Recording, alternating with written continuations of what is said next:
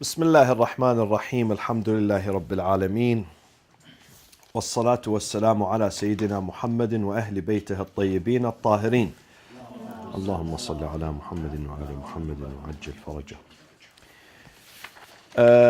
Last time we reached مسائل ففيه مسائل and we reached the مسألة number 4. الفرائض اليومية مرتبة في القضاء. If you miss the prayers, let's say a day you were busy somehow, you could not, some people are detained, however, for some reason they did not pray. Now the following day or the following week, when they intend to make up these prayers, they have to make them in what? In order. Now someone stands to make up the prayers. It was the dhuhr.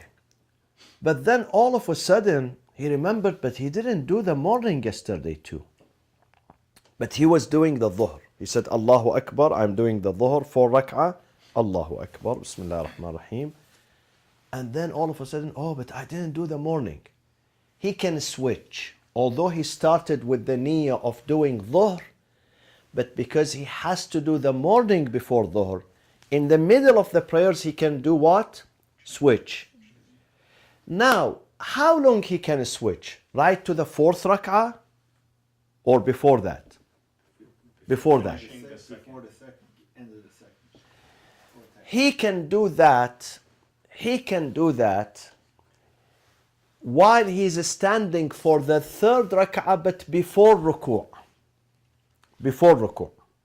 If he had not done the ruku' in the 3rd unit, he goes back, he sits.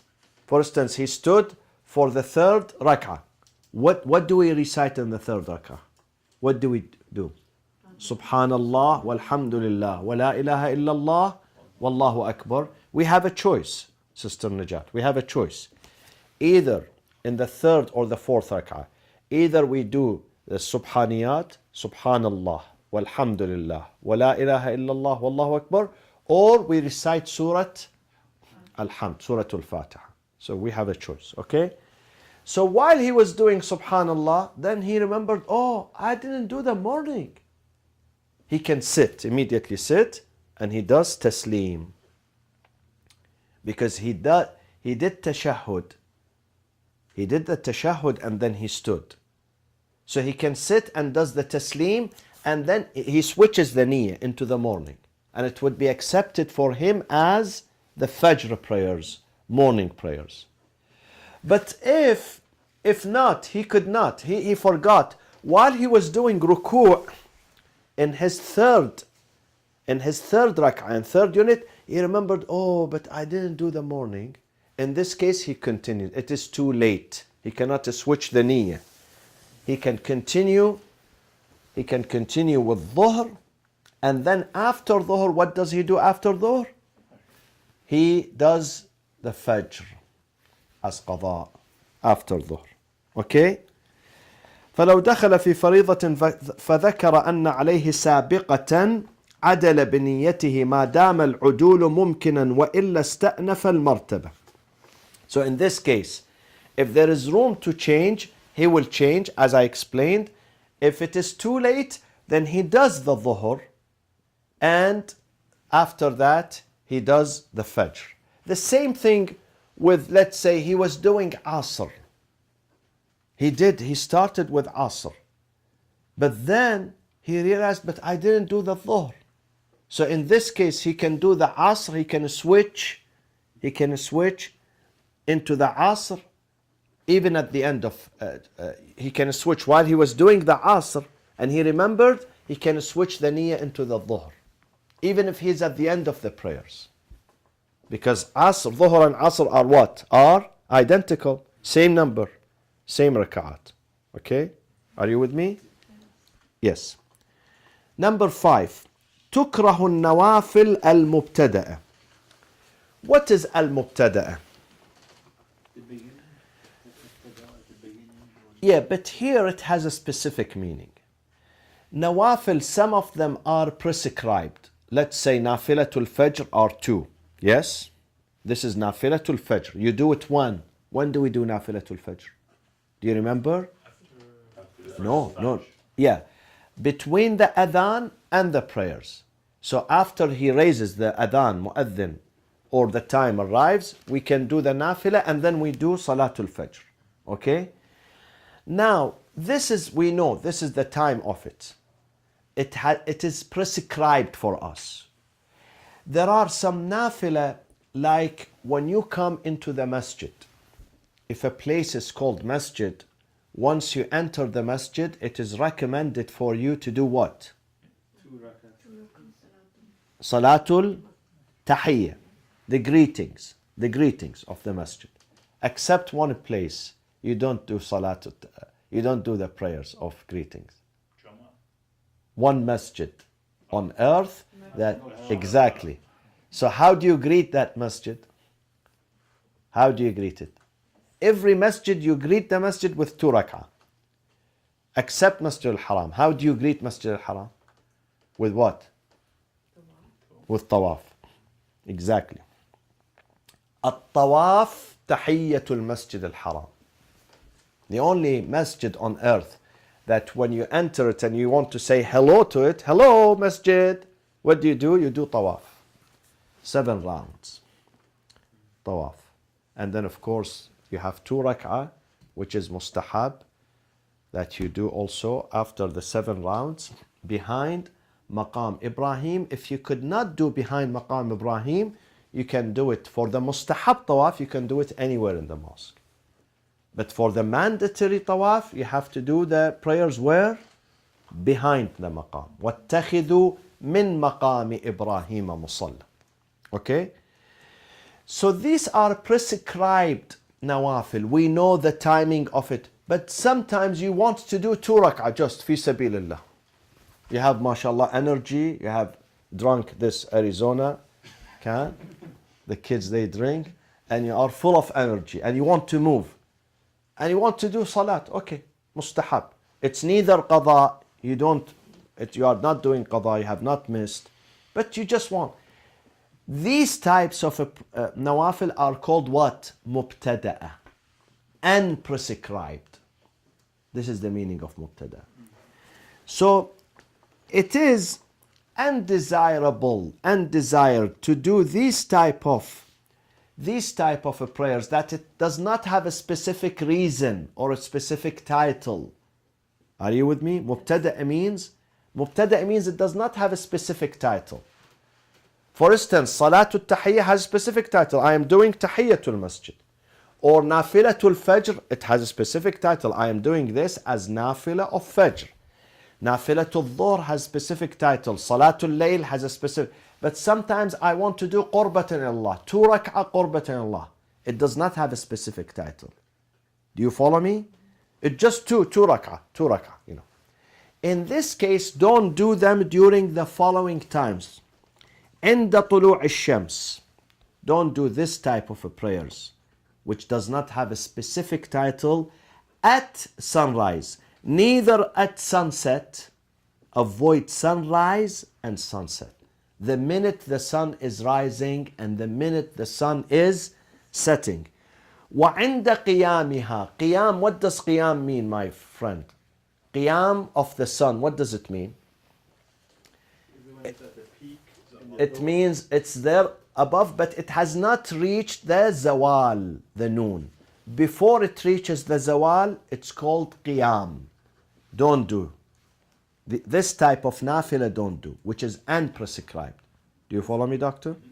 Yeah. Isn't that between Fajr and... I will come to this immediately. Okay? And then after Salatul Fajr, la nafilata ba'da al-Fajr.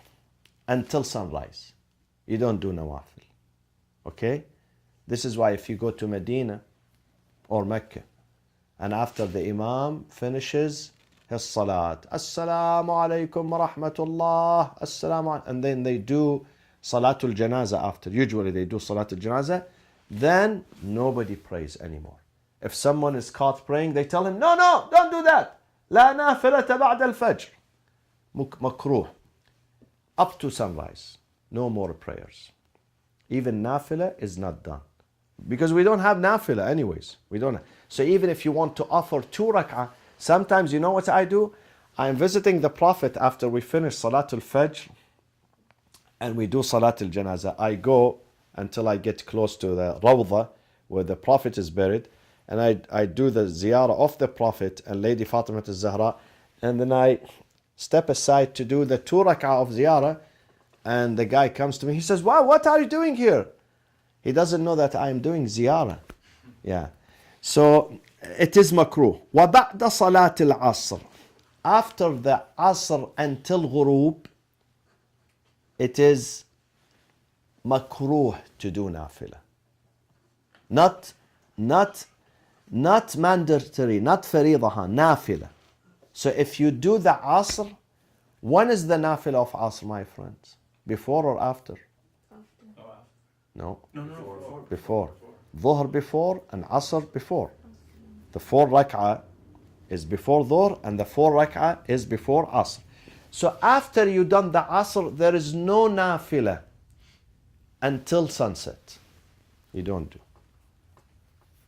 Because Allah wants to give you some break. Maybe you ask about the reason. Maybe, I'm not saying definitely. Maybe the reason Allah says leave some room for your family. Don't just stand ruku' sujood, ruku' sujood. You have family, you have children, you have neighbors, you have friends, you have social life, you have this, you have that. So maybe this is the reason. Unless you have qada. Yeah, qada becomes mandatory. This is not nafila. We are talking about nafila. But if there is salatul ayat, let's say there is earthquake, or there is very, very strong winds, volcano, whatever, tornado. This is salatul ayat. This is mandatory. Or if it is qada, it is mandatory. It becomes mandatory. Qada is mandatory. You have to do. Or mayit, for instance, janazah. But other than that, nafila is unrecommended. Okay? And here it says, وَلَا بَأْسَ بِمَا لَهُ سَبَبْ. If it has sabab reason, كَصَلَاةِ الزِّيَارَات, like the one I did in Masjid al-Nabi. I did the ziyarah of the Prophet, now I want to do salatul ziyarah. So it is okay. It is not makruh in this case. Or salatul hajah. You have a need. Sometimes when we have a need and we ask Allah, it is mustahab to do 2 rak'ah, like the morning prayer. Salatul hajah. The niyyah that you do, that I perform salatul hajah, the prayers of the need, specific need in your mind. You keep the need in your mind. You do the salat. After the salat, you raise your hand. Allahumma salli ala Muhammadin wa ali Muhammad. There is dua. And, oh Allah, I have this need, this hajah. I have no one other than you. It will expedite your case. It's like when you want to issue a passport here and expedite. How much you have to pay extra? Do you know? $60 extra. So they bring it to you within 14 days, 14 working days. Allah says you have to spend more. You have to do salatul hajah and then ask me. This will expedite your case. Number 6. السادسة. مسألة السادسة. ما يفوت من النوافل ليلا يستحب تعجيله ولو في النهار وما يفوت نهارا يستحب تعجيله ولو ليلا ولا ينتظر بها النهار. If, let's say, you are used to Salatul Layl every night, inshallah, and one night you were so tired, exhausted, you could not wake up for Nafilatul Layl, it is recommended that you do it during the day, whenever you are, 10 a.m., 9 a.m., 11, 12, 1. You don't have to wait until the night comes. And if you used to do nawafil of dhuhr and asr during the day, but today you were so tired, you were so busy, you didn't do it. It's like yesterday we did it in the front of the city hall. You were there, Sister Najat. And I had to do the fastest prayers in my life. We did jama'ah after the rally, So we stood aside, and because, it was not, we had kids and women and men wanted to leave. So we had to, so some people could not do nawafil. In this case, you can do the nawafil in the night. The nafil of Dhuhr and Asr, if you miss it during the day, you can redo it during the night. And you can do the nafila of night during the day if you miss it. You don't have to wait for the day to come to do the nafila of the day, or for the night to come to do the missing nafila of the night. Are you with me? Exactly. Okay. It is best that we do the prayers at the beginning of the time. What do we call the beginning of the time? What is the term used? No. The beginning of the prime time of the prayers. What do we call it? Fadila. Fadila. Fadila means prime time. And we mentioned, if you remember in the previous lessons, we mentioned what is the fadila of the Maghrib. What is the fadila of the Isha? So Maghrib, what is the fadila of the Maghrib? Do you remember? It is about when the al-humra al-mashriqiyya, the redness above your head disappears. That is about 12-13 minutes after the actual sunset. Until when? Until the prime time of Maghrib. This is the beginning of it. When is the end of it? The prime time. When the reddish color goes out. Exactly. When the reddish color at the side of the sunset in the west disappears. Because how long it stays? Do you know how long it stays? 30 minutes? No, more. Sometimes 40 minutes, sometimes 50 minutes, depending on where you live.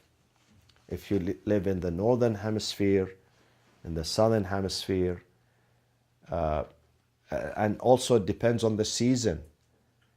The winter, it disappears faster. Summer, longer. In fact, in some countries, I've been to Scotland, and Maghrib prayers, Maghrib was 11:30 p.m. Can you imagine? We used to go to bed at 10, we sleep, and then we wake up to do the Maghrib. And then I realized that the light never disappears. It does not get totally dark. Because at 2 a.m., you have the Fajr. So you have maybe 2.5, 3 hours between sunset and Fajr. But is that practical for a human being? I mean, you go to sleep. They face difficulties. And this is why during the month of Ramadan, summertime, people who live in the Scandinavian countries, people who live in Iceland, Greenland, Sweden, they constantly ask the maraja and the scholars about their situation. They say, Maghrib here is at 11 p.m. and we can't handle it. We have kids. And then the Fajr is about 2 a.m. So it's only 3 hours. So they fast for 21 hours. And the answers, I can tell you the answers after that, because the answers, they vary. They vary from scholar to scholar. I can tell you the answer after the lesson, inshallah. Okay. Illa, so it is best to do the prayers on time with this exception. The day, inshallah, you go to Hajj and you stand in Arafat and you finish with the day of Arafat. When does Arafat end? Sunset, at sunset. When the sun sits, the day of Arafat is over. Then it is mustahab not to do Maghrib immediately, but to wait until you leave Arafat into where? Muzdalifah, exactly. And then do Maghrib and Isha in Muzdalifah, even if it takes 3 hours after sunset.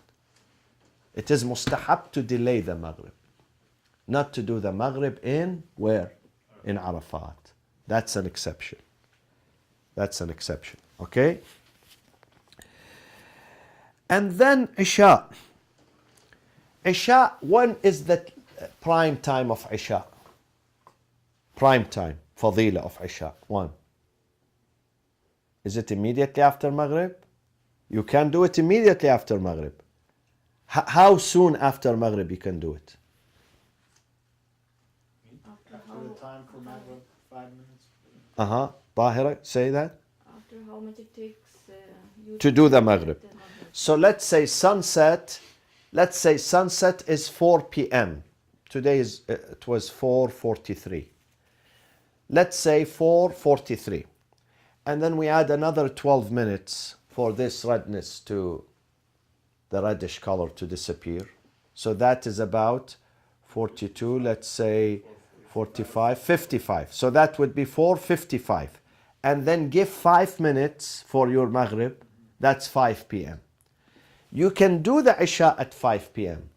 But this is not the prime time.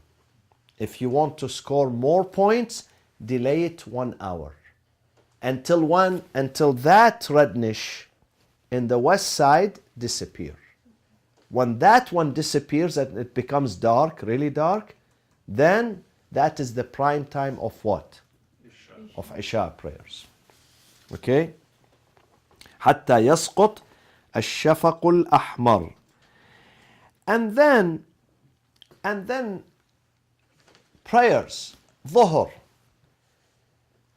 It is also mustahab for someone who does nafila. He's used to the nafila. He's used to do nafila for Dhuhr and nafila for Asr. So when the adhan, he hears the adhan, let's say adhan al-Dhuhr today was 11:45.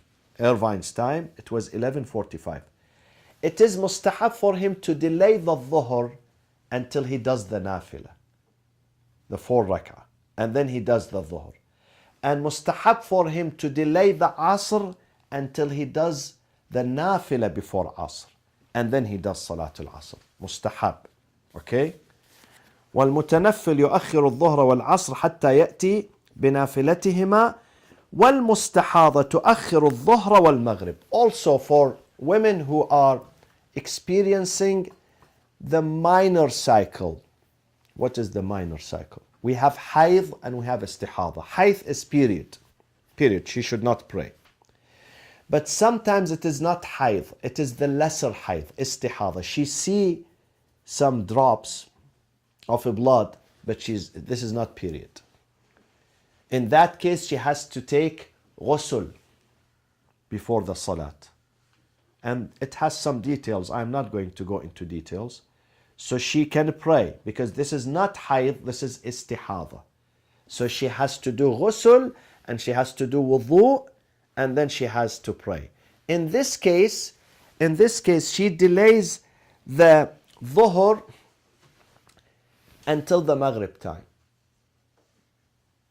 It means until the last minute she can do it before sunset. So she does dhuhr, asr, and then when maghrib takes place, she does maghrib and isha. To combine them in one ghusl. Okay? So she doesn't have to take 2 ghusls. Because if there is a delay between the prayers, she has to take another ghusl. But if she combines them one after the other back to back, she can do 1 ghusl, 1 shower. And this is mustahab for her in that case to delay the dhuhr and delay the maghrib. So she will do dhuhr and asr together, and she will do maghrib and isha, my friends, together. Okay? الثامنة, number 8. لو ظن أنه صلى الظهر فاشتغل بالعصر فإن ذكر وهو فيها عدل بنيته. Sometimes people are so confused nowadays. They stand for the prayers and they don't know what prayers is this. Believe me, yeah, because we are so busy in this life. And sometimes they do Asr before Dhuhr. He said, I do Asr 4 rak'ah, Qurbat Allah Ta'ala, Allahu Akbar, Bismillah ar-Rahman ar-Rahim. And then he said, wait a minute, I didn't do Dhuhr. He thought that he did Dhuhr. And then he realized, no, it wasn't Dhuhr. He was eating, he was, doing his text messages, So he can switch automatically. You don't have to break. Some people, they break the prayers. He says, oh, astaghfirullah. You don't have to do that. You change. You don't have to break your prayers. While you are doing the prayers, switch the niyyah. Switch it in your mind. Say, okay, I forgot to do dhuhr. Now this is considered dhuhr. Okay? Now, if he did not remember Arash until he finished the Asr, and then after Asr, while he was doing tasbihat, he said, wait a minute, I did Asr, but I haven't done Dhuhr.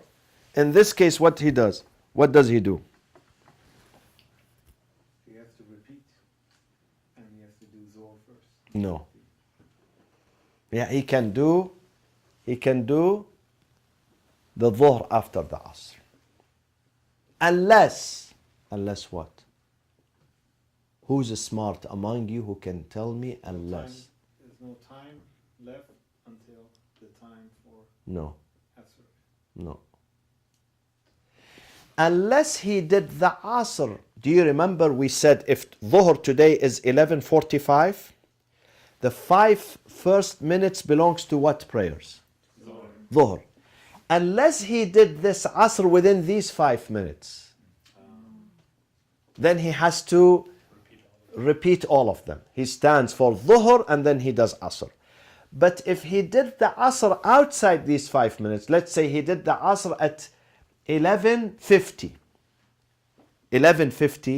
then he stands to do the Dhuhr. But he doesn't need to do Asr after that. Are you with me? Okay. Now let's go to the Qibla, the direction of the Qibla. Qibla, when you are inside Masjid al-Haram, where is your Qibla? Inside Masjid al-Haram. Inshallah, you go to Hajj, huh? No. Facing the Facing the Qibla. They're facing the Kaaba. Do you know, believe me, this is not a joke. Do you know how many times people, especially those who come for the first time, we go to them to Masjid al-Haram, they say, Sayyid, where is the Qibla? Tell them, this is the Qibla in front, right front of you. Believe me, because this is the first time. So they ask. So when you are inside Masjid al-Haram, your Qibla is what? Is the Kaaba. When you are in the city of Mecca and your hotel, let's say in Aziziyah, your hotel is about, let's say, 4 kilometers, 3 kilometers, 4 kilometers, 5 kilometers sometimes from the Masjid al-Haram. Where is your Qibla? In that case, where is your Qibla? masjid. The Masjid, not the Kaaba. Exactly. The Kaaba is when you are inside the Masjid. When you are outside the Masjid, your Qibla becomes what? The Masjid itself. Do you follow me? See, imagine this is the Kaaba, okay? And you are inside, this is Masjid al-Haram. This is Masjid al-Haram, this is the Kaaba. When you are inside Masjid al-Haram, you pray towards the Kaaba, wherever you stand, okay? But if you are outside Masjid al-Haram, you are here, outside the building, where is your Kaaba? The whole Masjid. The whole Masjid becomes your Qibla, not just the Kaaba. The whole Masjid. And the Masjid is bigger than the Kaaba. The Masjid is bigger than the Kaaba. Because it is impossible if you are outside Masjid al-Haram, if you draw a straight line, it is impossible to hit the Kaaba. It hits here, it hits there. As long as it hits the walls of the Masjid, then that is your Qibla. Now, we have something even bigger than the Masjid al-Haram. This big. What do we call this? The vicinity of Mecca. What do we call it? Haram. Haram. Haram is much bigger than Mecca. Haram is the sacred desert. Once you leave Medina, you are outside Medina, you are going to enter the Haram. The Haram is the area that surrounds Mecca. Not just Mecca, the city of Mecca. The desert that surrounds Mecca from all directions is called Haram, sanctuary. What does that mean? It means no hunting. You cannot hunt while you are there. Even if you are not wearing ihram, even if you are civilian, you are going to work in Saudi Arabia and you are civilian, you cannot hunt while you are in that desert. You cannot uproot the tree. You cannot destroy a tree while you are inside the haram. These are specific rulings that pertains to the haram. And the haram is the desert that surrounds Mecca. Now, if we are in America here, and we are facing, this is our Qibla, you've seen it. Where is our Qibla now in this case? Is it the Kaaba? Is it the Masjid al-Haram? Which one is our? It's the, Huh? it's the city Haram. of Mecca. The haram. Is the Haram, exactly. Because impossible, you stand here, it's impossible that there is a straight line right to the Kaaba. The Kaaba is so small. So it has to be the Haram, the area.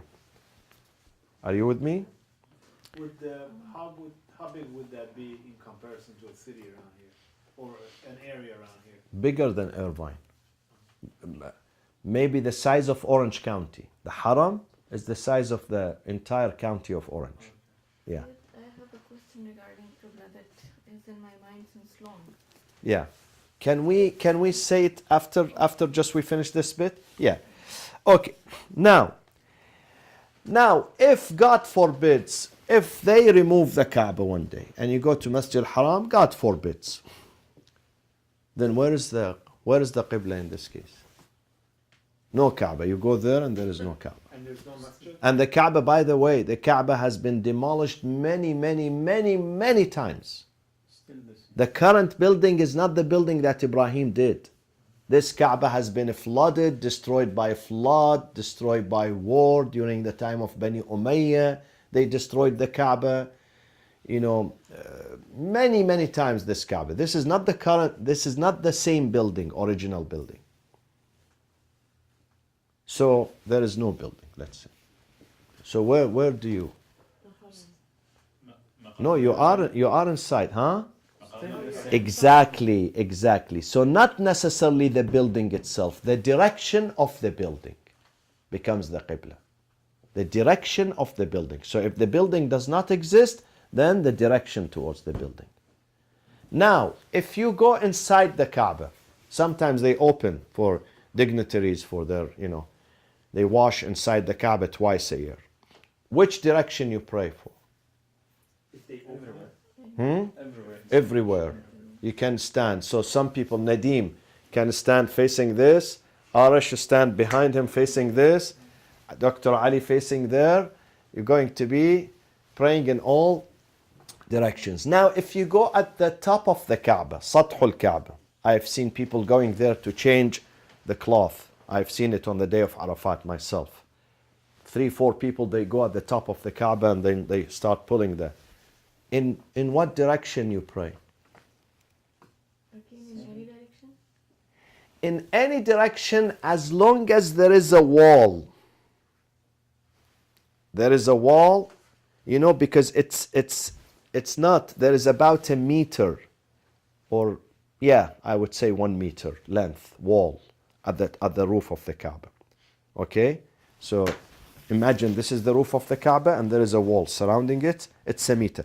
As long as there is a wall and you can stand before the wall, you can do. But one day if they cover this, the wall also is covered, they fill it, and it becomes an open roof, then you cannot do, because there is no wall there. Okay? Now, have you seen these skyscrapers that they built? Past March, I was there. And our hotel was in I think it was in the 70th floor. 70. And I could see the Kaaba that small. I could see it from up there. So in this, how do you pray in this case? same direction. Face down, you have to, how do you do? Huh? I think just that direction.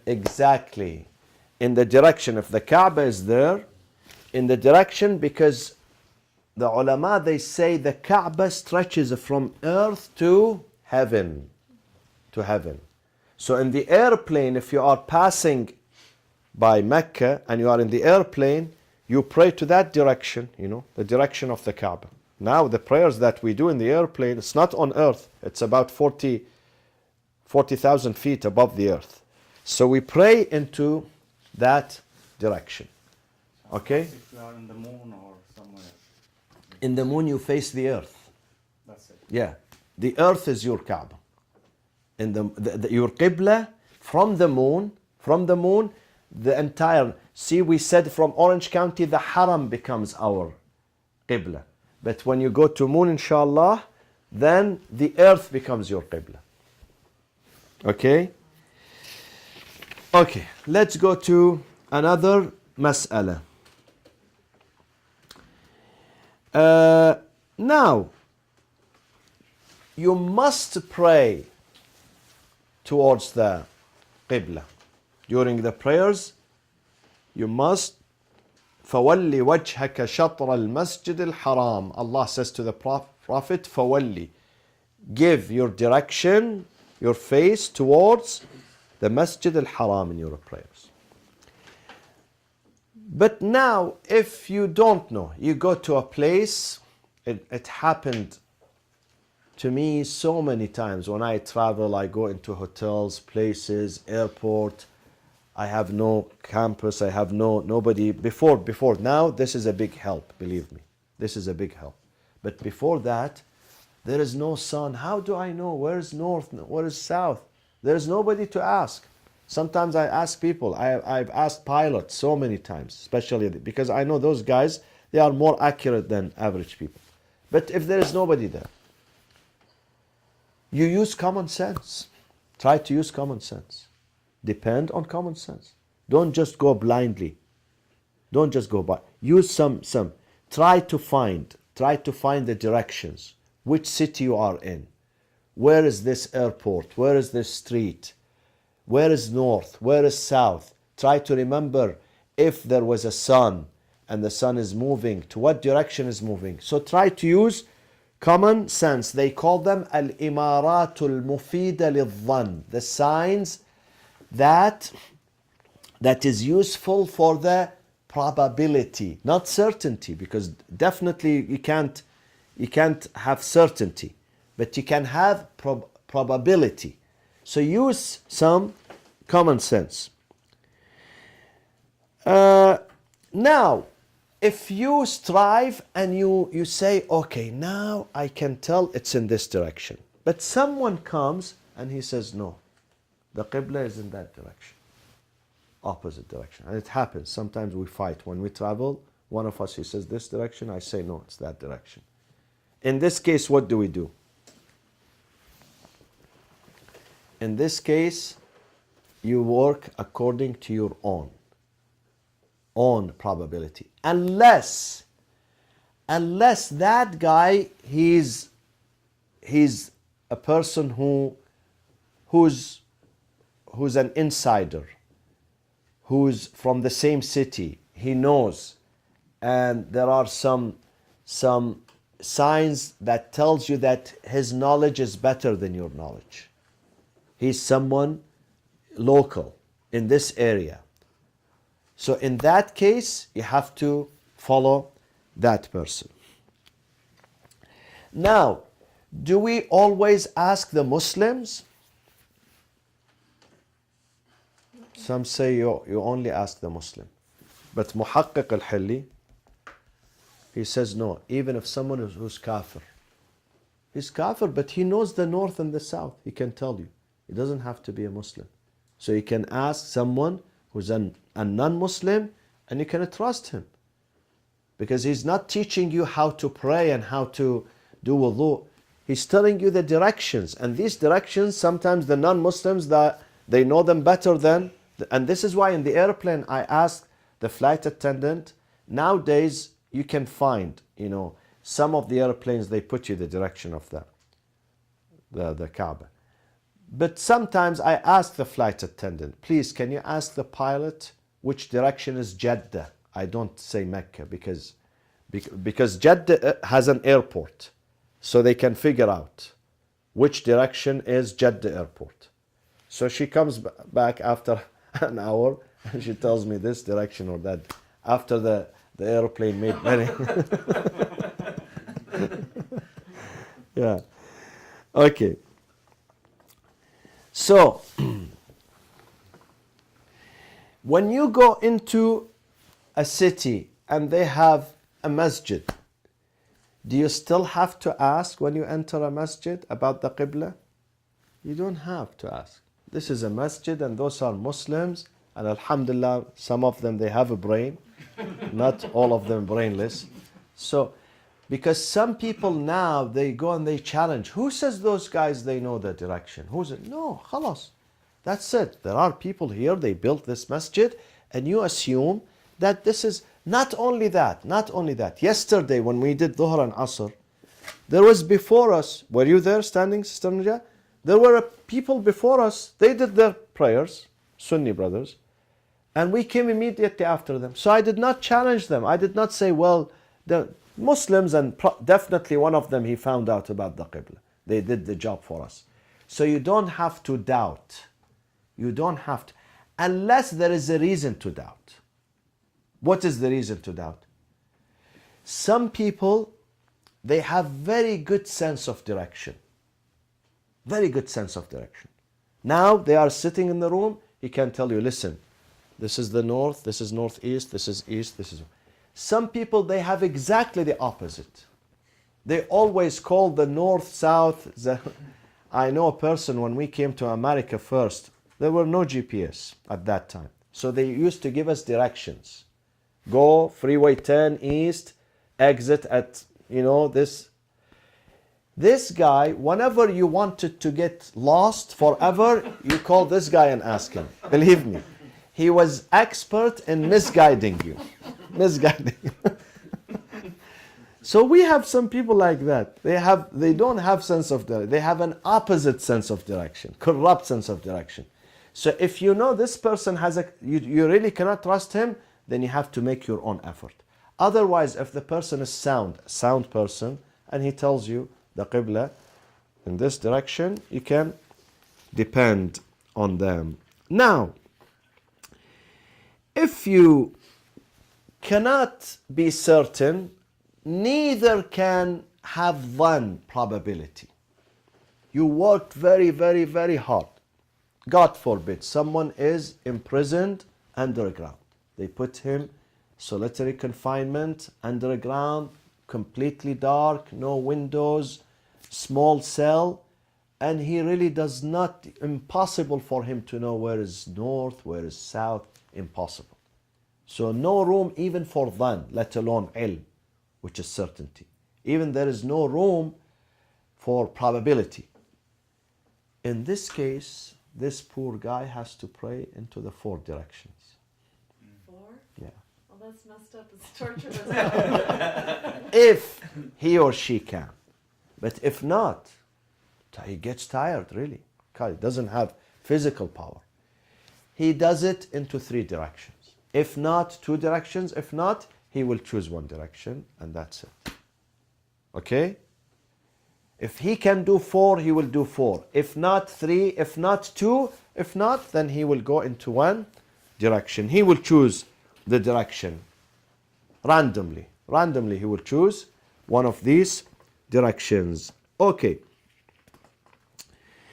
When you are traveling, in the past, they did not have a train or car or airplane. They used to use what during their traveling? Dabba or rahila, what you mount. Rahila, it means the thing that you on the mount, you ride, rahila. If there is time to do his or her prayers, they can take a break, they can stand in one of the rest areas, then they should wait until they are stationary. It's not moving, they are stationary. But if not, let's say the caravan is moving, there is no rest area, they are not going to stop, and the sun is about to sit. In that case, they can do their prayers on the camel, on the whatever mule, or but they have to face the Qibla. Now, if the camel is sometimes going to move into this direction, and the Qibla is that, the guy has to also move his body into that direction. Okay? So if the Qibla, he was riding and the camel was doing well, moving into the direction of the Qibla, and all of a sudden the camel, decided to make a U-turn. The rider has also to adjust himself towards, as long as it's not dangerous, In the airplane, sometimes I do it in the airplane. I know the airplane is going this direction, but the Qibla is there. So I move. I'm sitting on my seat, or sometimes if I can stand, I stand. If there is room for you to stand and to do even the ruku', sometimes you can't do the sujood, there is no room. But you can do ruku', so you may do ruku'. And the sujood, another gesture, go further down for sujood. Okay? Sometimes you can't stand. Under these circumstances, if you stand, you get arrested. Arrested based on flying while you are Muslim. So do it while you are sitting. خلاص. But the Qibla is this direction, just move. Sometimes the passenger sitting next to me thinks that I'm crazy. What he's doing, he's moving towards me. This is America, So in this case, you move towards the Qibla.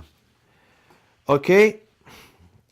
Now, imagine